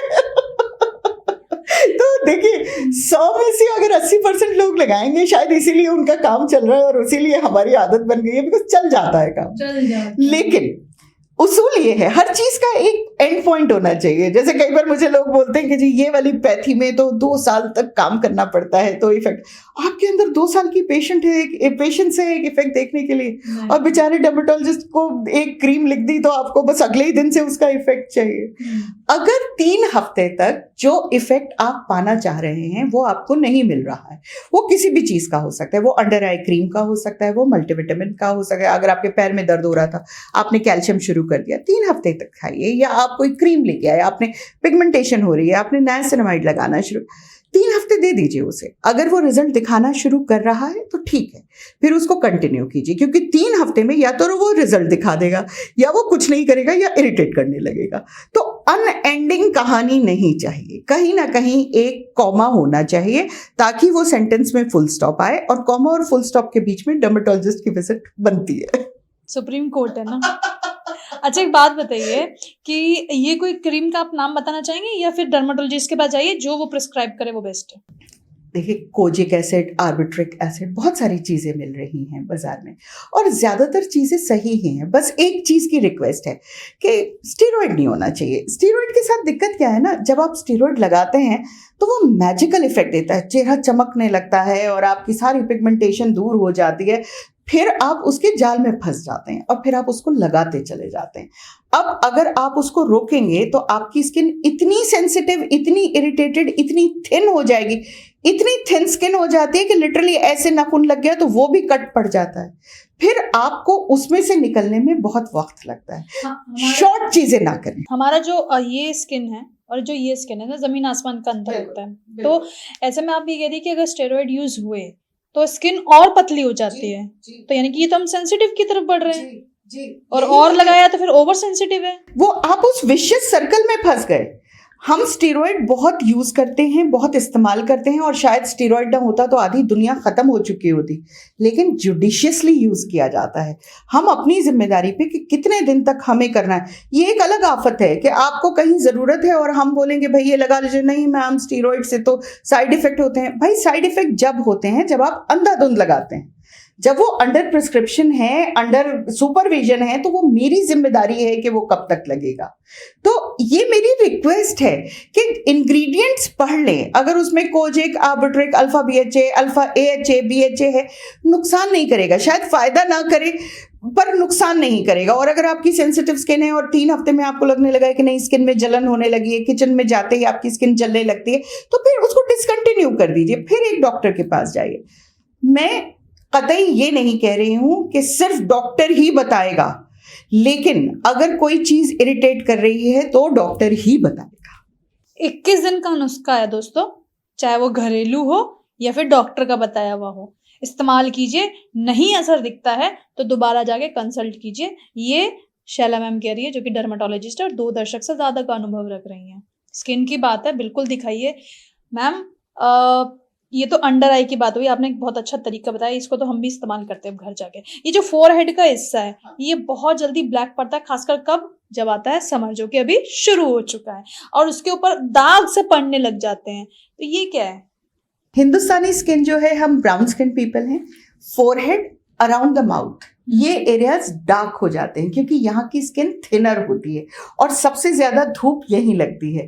तो गर्मी में अगर आप, जैसे मैंने क्लिनजिंग की जो आप बात कर रही थी ना, अगर आप हर 3 हफ्ते में, चाहे आप घर पे ही मुल्तानी मिट्टी का पैक लगा लें, खीरा लगा लें, या आप जाके क्लिनजिंग करा लें, तो वो जो एडेड चीजें हो रही हैं ना गर्मी की वजह से, वो ऐड नहीं होंगी, वो वापस आती रहेंगी। तो ये ठीक हो सकता है रेगुलर क्लिनजिंग से। और अगर आपका धूप रिलेटेड जॉब है, आपको धूप में ही जाके काम करना है, जी बिल्कुल, तो फिर आपको सन प्रोटेक्शन की बात करनी पड़ेगी। उसके लिए डर्मेटोलॉजिस्ट ही चाहिए।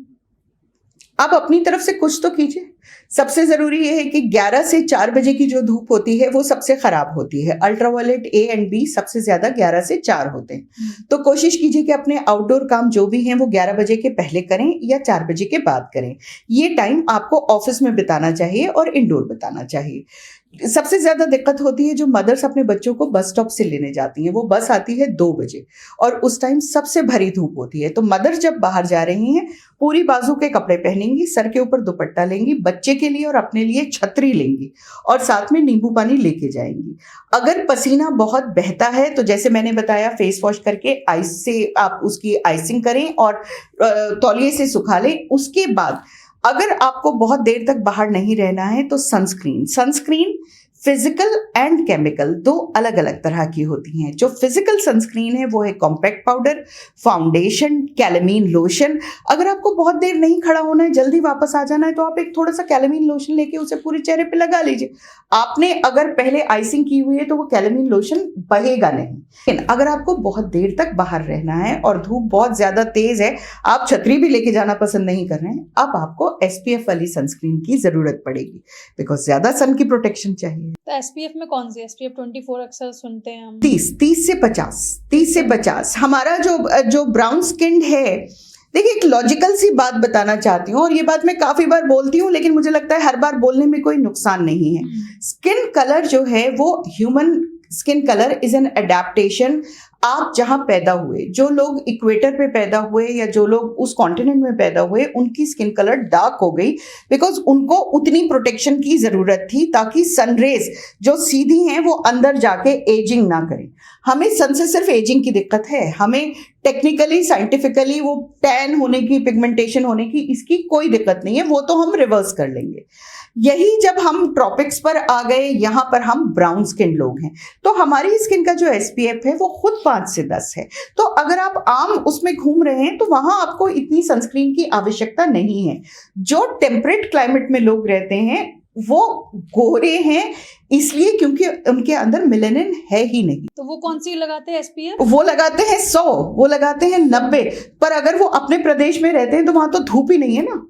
वो जब लगाते हैं जब वो धूप में जलने चले जाते हैं, तो उनके यहाँ तो बिल्कुल ही प्रोटेक्शन नहीं है ना। अगर वो 5 मिनट हमारे हिंदुस्तान की धूप में बैठ जाए वो जल जाएंगे, हम लोग टैन होंगे। Tanning is a protective reflex. Tanning का मतलब ये है कि जो आपकी स्किन की सतह में जो पिगमेंट सेल्स हैं, जब आप धूप में गए उन्होंने और पिगमेंट बना लिया और एक छतरी बना दी अपनी स्किन के ऊपर ताकि वो सनरेज अंदर जाके आपकी स्किन को इरिटेट ना करें। उन बेचारों में तो है ही नहीं मेलानिन सेल, तो वो क्या करेंगे? तो इसलिए हमारी skin colour, brown skin colour नियामत है। यहाँ रहते हुए जो हमें जो कलर होना चाहिए वो है, उस पर आप थोड़ी सी हेल्प कर दीजिए उसकी कि अगर आप बिल्कुल ही धूप में खड़े हैं, सन प्रोटेक्शन कीजिए। मैं कभी भी सनस्क्रीन नहीं बोलती, सन प्रोटेक्शन बोलती हूँ। प्रोटेक्शन के मायने हैं एक लेयर कपड़े की होनी चाहिए, एक लेयर आपकी छतरी होनी चाहिए, एक स्कार्फ होना चाहिए, तब स्किन का नंबर आना चाहिए धूप को पहुंचने की। धूप को पहुंचने ही ना दीजिए अपने तक। और लगाना है SPF 30 या फिर 30 से 50, उससे ज्यादा नहीं। रूटीन में रोजमर्रा की जिंदगी में 30 बहुत ज्यादा अच्छा है। हाँ, लेकिन अगर आप छुट्टी पे जाए, देखिए आपकी और मेरी जिंदगी में क्या हम जाके 45 डिग्री में बाहर खड़े होंगे? गाड़ी से निकल के आए यहाँ तक बस उतना ही हमारा सन एक्सपोजर था। लेकिन जब आप छुट्टी पे जाते हैं, जब आप बीच पे जाते हैं, पहाड़ पे जाते हैं, तो आपका सन एक्सपोजर बढ़ जाता है, टाइम आउटडोर्स बढ़ जाता है, तब आपको ज्यादा जरूरत होती है। तो सन प्रोटेक्शन, अगर आप, फिर वही बात मैं बोलूंगी, गूगल कीजिए, सन प्रोटेक्शन पढ़िए, सनस्क्रीन मत पढ़िए। तो सन प्रोटेक्शन में आपकी एक अच्छा UV चश्मा भी आता है, सन प्रोटेक्शन में आपके कॉटन क्लोथ्स भी आते हैं, सन प्रोटेक्शन में आपके वो चप्पल भी आते हैं जो आपके पैर को अच्छी तरह कवर करते हैं। वो फ्लिप फ्लॉप नहीं आते, क्योंकि जितनी स्किन आपकी खुली रहेगी उतना ही धूप उसको परेशान करेगी। और स्किन तो यहाँ भी है, यहाँ भी है, यहाँ भी। अच्छा मैम, ये बच्चे भी लगा सकते हैं ना? 2 साल से ऊपर बच्चों को सनस्क्रीन लग सकती है। 2 साल से छोटे बच्चों के लिए सनस्क्रीन नहीं लगानी चाहिए। इसका मतलब ये हुआ उनको सन एक्सपोजर से बचाना चाहिए। छोटे बच्चे हैं नहीं, उनकी स्किन, देखिए स्किन का सरफेस एरिया है, जितना उनका सरफेस एरिया है और जितनी उनकी एब्जॉर्प्शन पावर है वो इक्विवेलेंट नहीं है। तो आप जो 5 मिनट में आपकी स्किन पे लगेगा, उनको 5 मिनट में तो वो जल जाएंगे इतनी देर में। तो आपके पास ऑप्शन ही नहीं है। बच्चों का भी मैम वही है 30 से 50 लगाइए। 30 से 50 से ज्यादा तो हमें जरूरत ही नहीं है। अब खाने पीने के लिए तो आपने एक चीज बड़ी क्लियर कर दी है कि भैया पानी तो 10 गिलास एक दिन में ले ही लो। 2 लीटर, 2 बॉटल। उसका तरीका ये होता है कि हर घर में अलग अलग रंग की हर सदस्य की बॉटल होनी चाहिए, जो सुबह भर के रखी जाएगी और शाम तक उसे खत्म करनी है। आप तो नहीं बताएंगे एल्कलाइन वाटर पी लो या कुछ सजेशन देंगे? पानी पी लो। दोस्तों, शैला मैम से लगातार आप सुन रहे हैं और वो बता भी रही हैं कि करना क्या है, लेकिन अब हम जो है शैला मैम से कुछ सवाल पूछने जा रहे हैं। जल्दी जल्दी सवाल होंगे और मैम के वो जल्दी जल्दी जवाब होंगे। हाथ में मैंने फोन पकड़ लिया, सवाल मैंने नोट कर रखे और जल्दी से मैं शैला मैम से पूछ लेती हूँ। शैला मैम, सबसे पहले मैं आपसे ये जानना चाहूंगी शॉर्ट में कि स्किन टाइप कैसे पहचाने, जैसे कि अभी आपने बहुत एक्सप्लेन कर दिया, तो उसको शॉर्ट में बताइए। स्किन टाइप सिर्फ जो बात है कि गर्मी में आपको पसीना ज्यादा आता है, सर्दी में आपकी स्किन जल्दी ड्राई हो जाती है। जब तक लोग अभी तक क्रीम भी नहीं लगा रहे हैं, लोशन भी नहीं लगा रहे हैं, आप क्रीम पे पहुंच गए हैं तो आपकी स्किन ड्राई है। सबसे जरूरी कॉम्बिनेशन स्किन, वो जरूर देखिए कि क्या आपका टी जोन ऑयली रहता है और ओ जोन ड्राई रहता है या उल्टा। बहुत खूब, नाइस। मैम, दूसरा सवाल ये है कि डेली स्किन रूटीन को कैसे हम फॉलो करें और क्या करें? डेली स्किन रूटीन, जो सुबह का स्किन रूटीन होता है वो हमारा हमेशा क्लिनजिंग एंड मॉइस्चराइजिंग रहता है, और अगर हमें रिपेयर करनी है, कुछ भी एंटी एजिंग करना है, विटामिन सी लगाना है, वो रात का होता है। तो सुबह जब आप निकल रहे हैं तब आपको एक फेस वॉश करके एक मॉइस्चराइजर, और अगर धूप में निकलने वाले हैं तो सन प्रोटेक्शन, मैं सनस्क्रीन खाली नहीं बोलूंगी, लेकिन सब उससे जरूरी है जब आप बाहर से अंदर आते हैं, पोल्यूशन से जब आप अंदर आते हैं उस वक्त फेस वॉश कीजिए। गर्मी है तो फेस पे आइस लगाइए, सर्दी है तो आराम से वहां पर एक हल्की सी क्रीम की मसाज कीजिए और छोड़ दीजिए। रात को जब आप गोइंग टू बेड वाली कहानी है, फेस वॉश कीजिए। और उसके बाद उम्र के हिसाब से क्या आपको हाइलोरॉनिक की जरूरत है, हाइलोरॉनिक 40 प्लस के लिए होता है। अब क्या आपको नाइसिनामाइड की जरूरत है, वो ब्राइटनिंग होता है, वो यंगर लोगों के लिए। AHA BHA जो आप लगाना चाहते हैं वो रात को लगाइए। रात को लगाइए, ये खासकर उन लोगों के लिए जिनकी उम्र 35 के पार तो आपको लगाना ही पड़ेगा, रिपेयर करनी ही पड़ेगी। मैम, एंटी एजिंग क्रीम लगाने से आपके चेहरे पर जो है कहते हैं कि जो स्किन है वो ग्लो भी बढ़ाती है, लेकिन ऐसा भी कहते हैं कि जो लकीरें आ रखी होती है, अगर आसान भाषा में कहूँ तो वो भी हट जाती है, ये सच है? देखिए, जब एजिंग का मतलब क्या है, एजिंग का मतलब ये है कि पहले आपकी स्किन ड्राई होगी, ड्राई स्किन होगी तो उसमें फाइन क्रीजेस आएंगी। आंख के पास जब आप हंसेंगे तो एक क्रीज आने लगी, जैसे जैसे उम्र बढ़ती चली जाएगी ये डीप क्रीजेस हो जाएंगी, जैसे ये मेरी लाफ लाइन्स है, ये उम्र के साथ आई हैं। जो हमारे बुजुर्ग कहते थे कि ज्यादा फ्राउन मत कीजिए लकीरें पड़ जाएंगी, वो सही कहते थे। तो जब तक फाइन क्रीजेस हैं जो आपके एक्सप्रेशन के साथ आ रही हैं, जिसपे बोटॉक्स काम करता है, तो वहां पर क्रीम्स और मॉइस्चराइजर्स बहुत अच्छा काम। एक सवाल पूछना चाहूंगी कि क्या हमें बाहर के ट्रीटमेंट से बचना चाहिए अगर हम एक्सपेरिमेंट कम करें अपनी स्किन पे? तो 2025 में जी रहे हैं, बहुत सारी अच्छी चीजें अवेलेबल हैं।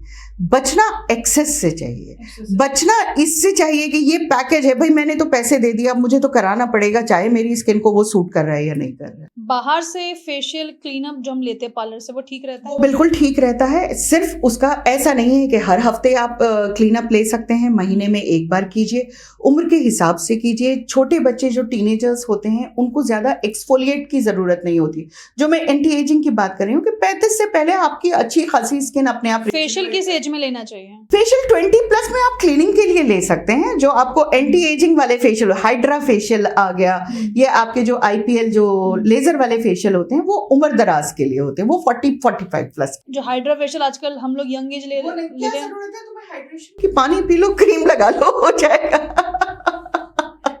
तो जब स्किन में हाइड्रेशन कम हो तब हाइड्रा फेशियल लीजिए। ठीक है। तीसरा मतलब इससे रिलेटेड तीसरा सवाल, वैसे तो सवाल बीच में बहुत सारे हो गए हैं, कि अगर आपको स्किन केयर करनी है, मार्केट गए, प्रोडक्ट उठा लेते हैं, इस्तेमाल करते हैं, फिर विश्वास करते हैं, क्या करें ऐसी कंडीशन में?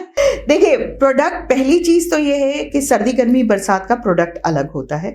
गर्मी में आपको फोमी फेस वॉश चाहिए होता है, जेल बेस्ड आपको लोशन चाहिए होता है, एलो जेल लगा लीजिए।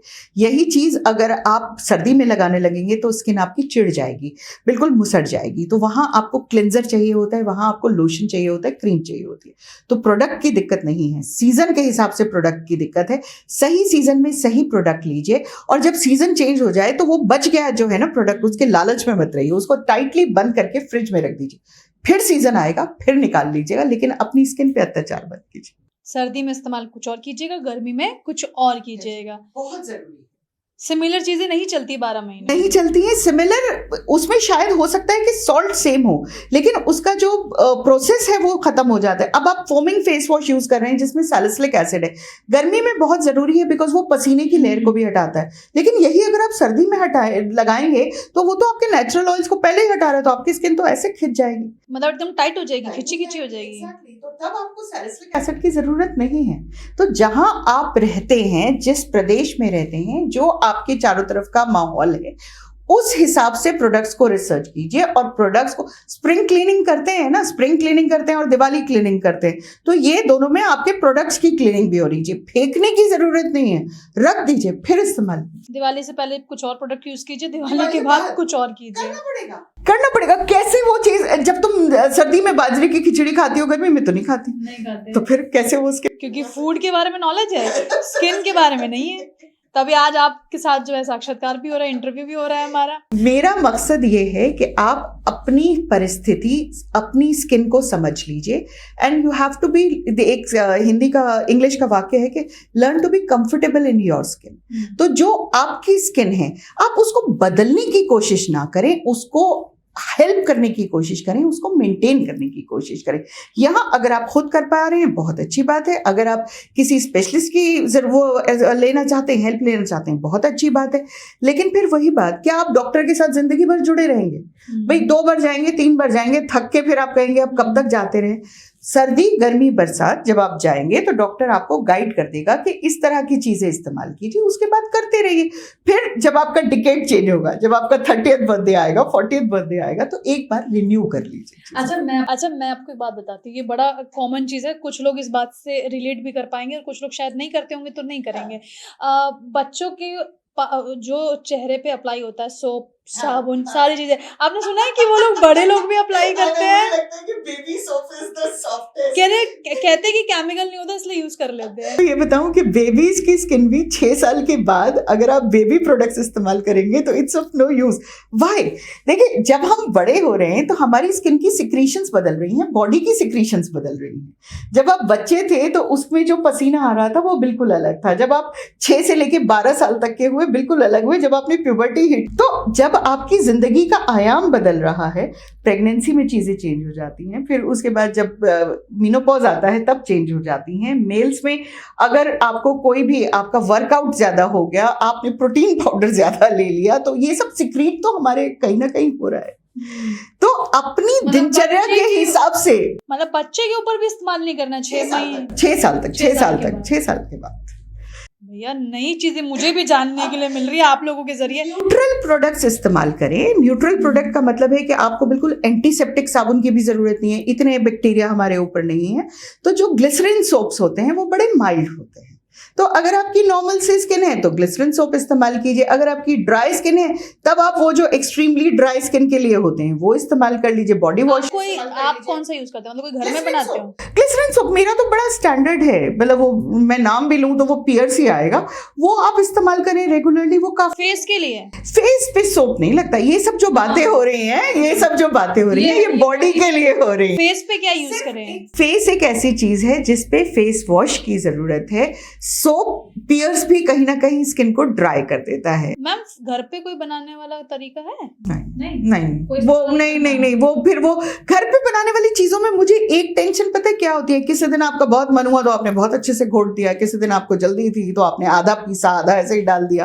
वो नहीं होता, इक्विलिब्रियम नहीं होता, वो हर बैच अलग अलग होता। आपने लगाया कभी बेसन का पेस्ट चेहरे पे? मैंने नहीं लगाया क्योंकि मेरी पिगमेंटेशन होती नहीं है और मैं डर्मेटोलॉजिस्ट हूँ, तो मुझे तरीके पता है। लगाते हैं उनके लिए क्या करेंगे? क्योंकि ये बहुत बेसिक है। तो बहुत अच्छी चीज है। नहीं, जैसे कि बेसन में दही डाल के हल्का सा हल्दी डाल के अगर लगा ले तो ठीक रहता है। कोई नुकसान नहीं है, कोई नुकसान नहीं है। ब्लीचिंग कर रहा है ना, जो टैनिंग है उसको हटा रहा है। एक चीज जो समझने की बहुत जरूरी है कि जो भी आप एंटी टैनिंग चीजें लगा रहे हैं, उपटन लगता है, बेसन लगता है, दही लगती है, शाम को लगाएं।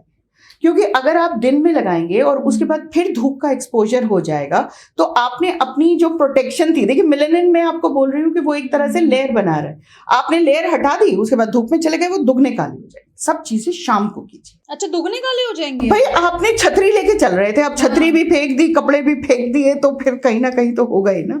तो ये सब चीजें जो भी होम रेमेडीज होती हैं, होम रेमेडी काम करती है। लेकिन अगर आप ये सोचिए जी किचन में हमने टमाटर काटते काटते उसको घिस लिया और ये वाला जो आपने बात कही है ना, पता है ये किस लिए कहा जाता है? कहते हैं कि टैनिंग रिमूव होती है। टैनिंग रिमूव होती है क्योंकि उसके अंदर एसिडिक प्रॉपर्टीज हैं, लेकिन उसके लिए ठंडे कमरे में बैठिए, मुंह धो के आइए ताकि उस पर डस्ट डर्ट ना हो, पसीना ना चिपका हुआ हो, उसके बाद वो लगाइए, 10 मिनट तक उसे काम करने दीजिए, फिर धो दीजिए। ऐसे थोड़ी घूमते फिरते लगा लिया, वो बेचारा प्रोडक्ट भी कहाँ जाएगा। तो मतलब करना है शाम को ठंडक में, तसल्ली से 10 मिनट जब शांति हो। मतलब होम रेमेडी को ये मत मानिए कि भागते दौड़ते कहीं भी लगा लिया और वो काम कर देगी। डर्माटोलॉजिस्ट है मैम, मैं बार बार क्यों बोल रही हूँ आपको, ताकि आप और हम सब लोग नई चीजें सीखें और ये बात जाने कि भैया स्किन जो है ना, अगर एक बार बर्बाद हो गई तो फिर रिपेयर होती है, ठीक होने में फिर वो समय लगता है जिसका पेशेंस हमारे अंदर नहीं होता है। चलिए मैम आगे बढ़ जाते हैं फटाफट बिना आपका समय गवाए। स्किन और हेल्थ को हाइड्रेशन रखना है, दोनों का कैसे रखना है? बिल्कुल, दोनों तरीके वही हैं कि स्किन की हाइड्रेशन रखने के लिए एज वी से अंदर और बाहर दोनों से स्किन को हाइड्रेट करना है। अंदर से हाइड्रेट करना है पानी पी के और फ्रूट्स खा के, क्योंकि उसमें भी बहुत ज्यादा पानी की एबिलिटी होती है। और बाहर से हाइड्रेट रखना है मॉइस्चराइजेशन लोशन लगा के। अगर आज मुझे ये बोला जाए कि कुछ एक प्रोडक्ट, आप किसी आइलैंड पे आपको छोड़ दिया जा रहा है और आपके पास सिर्फ एक प्रोडक्ट आपको अलाउड है, मैं मॉइस्चराइजर लेके जाऊँ, क्योंकि मॉइस्चराइजर की जो जरूरत है और जो नीड है और जो वो पूरा करता है वो और कुछ नहीं। मैम पहले तो मॉइस्चराइजर, जैसे कि भी आपने भी कहा था कि तब पॉल्यूशन नहीं होता, तो मम्मी लोग तो मलाई से काम तो मलाई भी तो मॉइस्चराइजर था ना, उसको यूज कर सकते हैं वैसे यूजुअली। अच्छा, फिर ये आता है कि हम कच्चा दूध लगाते हैं। कहाँ से लाते हैं कच्चा दूध? पैकेट खोल के। तो पैकेट का दूध तो पास्चराइज्ड होता है, वो कच्चा कहाँ से होता है? पास्चराइजेशन की डेफिनेशन पढ़िए कि पहले उसको 172 डिग्री पे गर्म किया जाता है, फिर ठंडा किया जाता है, तो कहाँ से वो कच्चा रह गया? तो या तो आप डेयरी से लेके आए कच्चा दूध, उसके ऊपर से मलाई उतार लेके आए, तो तब तो आपने उसको फॉलो तो कर लिया, पर इंग्रेडिएंट चेंज हो गए, तो उसकी तासीर भी तो चेंज हो गई ना फिर। तो इसीलिए ये आज का पॉडकास्ट ना बहुत लॉजिकली जाने वाला है। जो मेरे दोस्त है मैम, जो भी पॉडकास्ट देख रहे हैं, हमारे जो साथी हैं, दर्शक है, वो इस बात को बहुत अच्छे से समझेंगे। मैम ये ऐसा कहते हैं कि अगर हम स्किन की खासकर अगर हम बात करें, क्योंकि जो भी मैंने सवाल मैंने ही नोट किए दोस्तों, तभी मैं मैम से पूछ भी पा रही हूँ कि खासकर अगर हम लेजर ट्रीटमेंट की बात करें, कहते हैं कि हेयर रिमूव हो जाता है, ये सब करवाना ठीक रहता है स्किन में? देखिए, जो ये लेजर हेयर रिमूवल ट्रीटमेंट शुरू हुई वो एक इलाज की तरह शुरू हुई। जिन लेडीज को या जिन बच्चियों को हार्मोनल इम्बैलेंस होता है, उनको जैसे चिन पे बहुत ज़्यादा थिक हेयर होते हैं या बहुत सारी चीज़ें ऐसी हैं जो हेयर रिलेटेड हैं, इन्फेक्शन, इसके लिए लेज़र का इजाद हुआ। और लेज़र उन हेयर पे जहाँ पर हार्मोनल इम्बैलेंस है उस पर बहुत अच्छा काम करती है। हर चीज में, जैसे मैं बोलती हूँ, पेशेंट सिलेक्शन बहुत जरूरी है। अब आप जाके, ये जो कल भी मेरे पास एक आई थी कि शादी थी और शादी से पहले सब कुछ कराना है तो लेजर भी करा डाला। It's not a cosmetic procedure. अगर आप चेहरे के विलस बालों पे, जो पतले बाल हैं, उस पर लेजर कराएंगे तो कहीं ना कहीं वहां पर इरिटेशन होगी। तो कहाँ की लेजर करानी है, किससे करानी है? 2 तरह की लेजर हैं जो हिंदुस्तानी स्किन पे काम करती हैं। देयर आर पीपल हु से लाइफ लॉन्ग लेजर हमने पैकेज लिया। अगर आपको लाइफ लॉन्ग लेजर ही करानी है तो थ्रेडिंग वैक्सिंग ही करा लीजिए। फिर लेजर का मतलब क्या हुआ? Laser is a technique done by correct people at correct places, gives excellent result. अगर चेहरे पे बाल अति है, ज्यादा है, तो ही कराना है। चेहरे पे जो रुआं होता है, चेहरे का जो बाल होता है, बाल 2 तरह के होते हैं। एक है थिक हेयर, जिसे हम एंड बाल बोलते हैं, जो मोटा है। एक है रुआं। विलस हेयर पे लेजर बहुत अच्छा काम नहीं करती है। तो चेहरे की लेजर हम बहुत हाथ रोक के करते हैं। अगर आपके थिक बाल है, जैसे चिन पे है, अपर लिप पे है, अपर लिप पे लेजर बहुत अच्छा काम करती है, बिकॉज यहाँ के बाल are under the hormonal influence. और जब आप लेजर हेयर रिमूवल करते हैं तो वो पिगमेंटेशन को भी कम कर देता है। तो काफी लोगों को, जैसे यहाँ एक ग्रीनिश पैच होता है, वो भी काफी कम हो जाता है। बात यही है कि आप मेरे क्लिनिक में आके आप ये नहीं कह सकते कि मैम लेजर कर दीजिए। I will decide, are you the right candidate? क्या आपको जरूरत है? कितने आपको रिजल्ट आएंगे? तो जब तक आप किसी से बात ना कर लें, 20 सिटिंग के पैसे देके मत आइए। जो डॉक्टर्स को दे आते हैं या फिर जो पार्लर्स में? आजकल डॉक्टर तो बेचारे, डॉक्टर तक तो, हम जैसे डॉक्टर तो और पागल से हो गए कि हाय, अगर हमने बोल दिया ये करा लो तो ये सोचेगा ये भी उनके ही जैसे। तो हम तो और हाथ रोक लिया है हमने। तो कोई एक डर्मेटोलॉजिस्ट से बात कर ले, और अगर मेरे क्लिनिक में कराएंगे तो जाहिर बात है वो रेट बहुत ज्यादा होगा जो आपके पार्लर में होगा, बिकॉज मेरी एक्सपर्टीज के पैसे हैं। सही बात है, आप अपने हुनर के, अपने गुण के चार्जेस ले रहे हैं। तो वही बात है कि सस्ते के चक्कर में आप अपना सत्यानाश नहीं कर सकते। मैम, स्ट्रेस की वजह से भी स्किन पे इफेक्ट पड़ता है? स्ट्रेस एक बहुत बड़ा रीजन हो गया है आजकल। स्ट्रेस क्या करता है, आपकी हीलिंग कैपेसिटी खत्म कर देता है, तो आपकी बॉडी में बहुत चीजें ऑटो करेक्ट होती रहती हैं, तो वो आपको शायद पता भी नहीं लगता कि वो इतने सारे फ्री रेडिकल्स बने, वो ठीक हो गए। लेकिन जब आप स्ट्रेस में होते हैं तो वो ऑटो करेक्शन नहीं होती है, इस वजह से स्किन में बहुत सारी प्रॉब्लम्स, जिसमें हम लाइकन प्लैनस, बहुत सारे बाल झड़ना, एलोपेशिया, बहुत चीजें आने लगती हैं। तो स्ट्रेस कोई डंडा नहीं मार रहा है, लेकिन आपकी हीलिंग कैपेसिटी खत्म कर रहा है। तो अगर आप स्ट्रेस्ड हैं तो पहले आप स्ट्रेस का निदान भी करेंगे, और साथ साथ आप अपनी हेयर और स्किन, सबसे ज्यादा स्ट्रेस में बाल गिरते हैं, तो बाल इज अ वेस्टिजियल ऑर्गन जिसका कोई काम नहीं है। तो जब भी बॉडी में कोई भी एनर्जी की कमी होती है तो सबसे पहले जो फूड जाना खत्म होता है वो बालों का होता है। तो वो 2 दिन में ऐसे आपके हाथों में आ जाते हैं, लेकिन आप उन बालों को देखेंगे उठा के तो उनकी जड़ देखिएगा, उन पे एक वाइटिश शीट होती है, जिसका मतलब है कि उस हेयर की ग्रोथ खत्म हो गई और वो बाहर आ गया, उसकी जड़ कहीं नहीं गई। जब आपका स्ट्रेस लेवल नॉर्मल हो जाएगा, जब 2-3 महीने में आपकी बॉडी में इनफ न्यूट्रिएंट आ जाएंगे, तो दोबारा वो बाल आने लगेंगे। तो ऐसा नहीं है कि वो हमेशा के लिए खत्म हो गए, लेकिन स्ट्रेस ये करता है। तो स्ट्रेस को दूर करने के लिए, स्किन को हील करने के लिए एंटीऑक्सीडेंट की जरूरत पड़ती है, मल्टीविटामिन की जरूरत पड़ती है, थोड़े से योगा की, थोड़े से डीप ब्रीदिंग की, थोड़ी सी मेडिटेशन की, सब चीज की जरूरत पड़ती है। देखिए, थोड़ा थोड़ा ले लीजिए, घड़ा भर जाएगा और फिर काम हो जाएगा। छलकने ना दीजिएगा, थोड़ा थोड़ा लीजिएगा।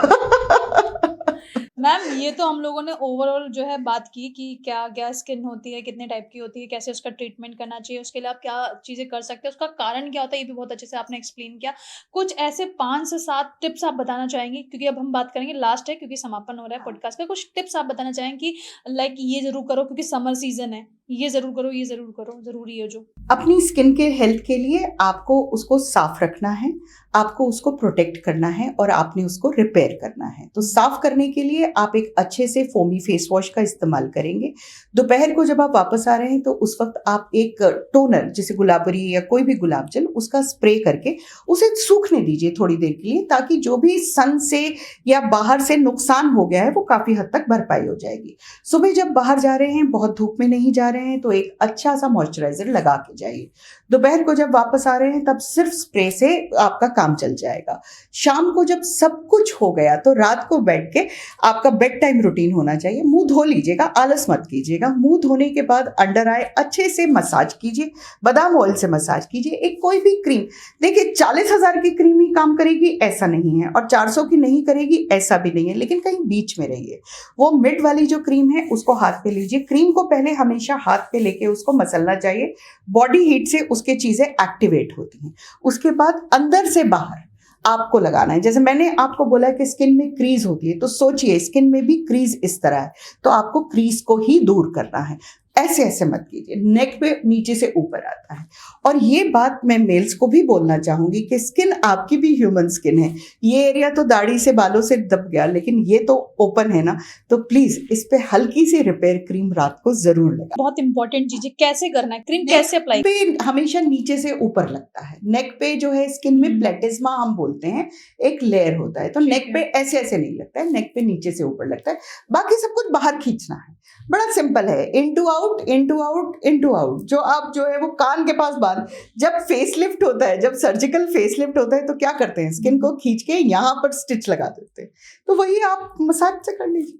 मतलब ऐसे नहीं करना है, यूं नीचे की तरफ नहीं खींचना है, सब कुछ इधर की तरफ जाना चाहिए, कान की तरफ पहुंचना चाहिए। बिल्कुल बिल्कुल। आजकल फेशियल योगा पे बहुत अच्छे वीडियोस हैं, एक बार बैठ के देखिए।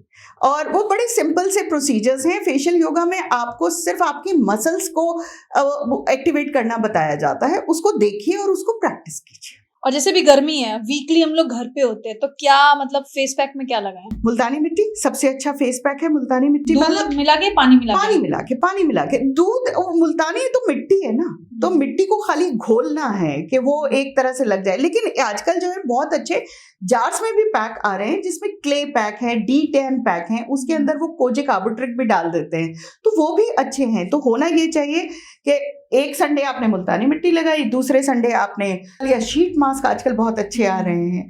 तो जो चीजें नए जमाने में रह रहे हैं तो खरीदिए भी, लगाइए भी। मैम ये जो रंग होता है खासकर हम देखें, तो हम पैदा होते हैं तो रंग साफ होता है, जब थोड़ी थोड़ी एज बढ़ती जाती है तो रंग जो है ढलने लगता है। ये मतलब ये ठीक होने का इसका कोई तरीका है? से गोरा होता है। और आपने काफी देखा होगा कि काफी बच्चे जो पैदा होते हैं तो उनके जहाँ पर एनिमल्स में टेल होती है, जैसे हम टेल बोन बोलते हैं, वहां पर एक नीला सा निशान होता है, मंगोलियन स्पॉट बोलते हैं, जिन्होंने बच्चे छोटे देखे होंगे, क्योंकि जो पिगमेंटेशन सेल्स हैं वो सेंटर से, स्पाइन से ऐसे माइग्रेट करते हैं। तो जब आप पैदा होते हैं तब तक आपका कलर पक्का नहीं हुआ होता, और फिर आप कैसा आपका जीवन चल रहा है। और बच्चे तो बेचारे स्कूल जाते हैं और जो आउटडोर गेम्स खेलते हैं, तो उसके साथ क्या करना है। तो ठीक है, टैनिंग अगर आप 2 हफ्ते तक उसका कुछ नहीं कर रहे हैं, यहाँ पर क्लिनजिंग की और मुल्तानी मिट्टी की इसकी अहमियत आ रही है, तो वो काफी हद तक उसको ठीक कर सकते हैं। लेकिन अगर आप कुछ कर ही नहीं रहे तो वो यहाँ फिर वो आपका कलर पूरा चेंज हो। तो मतलब समय रहते हुए कर लेना चाहिए, स्किन केयर चाहिए ही चाहिए। चलिए, मुझे लगता है आज का समापन कर देते हैं। मैं स्विमिंग के बारे में एक बात जरूर करना चाहूंगी, बिकॉज आजकल स्विमिंग का मौसम शुरू हो गया है और माओ को बहुत रहता है कि बच्चा काला हो जाता है जब स्विमिंग के लिए जाता है।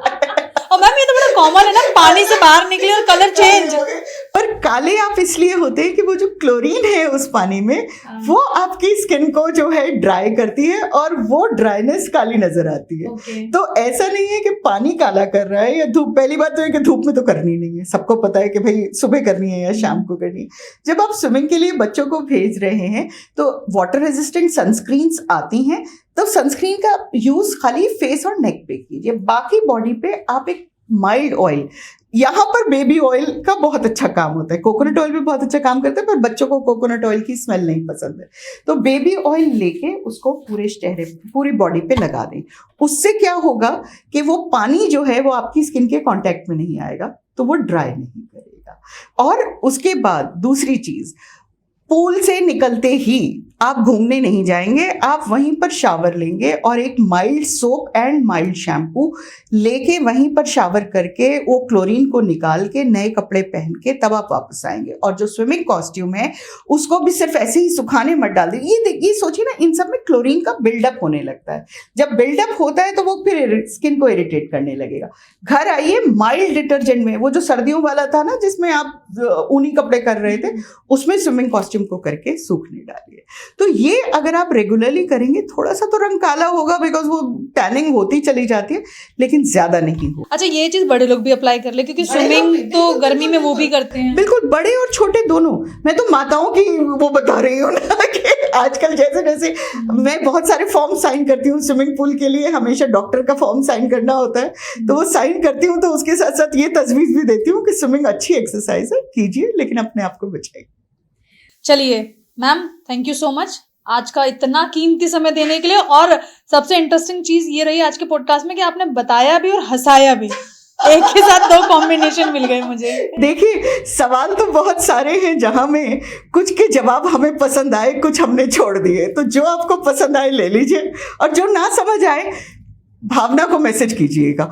मैं जवाब देना मेरे लिए थोड़ा सा मुश्किल हो जाता है, लेकिन आप अगर जो मैसेज करेंगे, इस बात की भी श्योरिटी है कि शैला मैम को नेक्स्ट टाइम उन तमाम सवालों के साथ हम लोग बुलाएंगे कि भैया आप बिजी थी लेकिन अब आपको सवालों के जवाब देंगे। बिल्कुल, we are here to guide you. Skin care जो है वो इलाज नहीं होता, वो गाइडेंस होती है। बिल्कुल, जैसे कि माँ बच्चों को गाइडेंस देती है कि अच्छे काम करने चाहिए, बुरे कर्मों से बचना चाहिए। Thank you so much ma'am आज का समय देने के लिए, और आप सभी का भी शुक्रिया मुस्कुराते हुए इस पॉडकास्ट को देखने के लिए। धन्यवाद।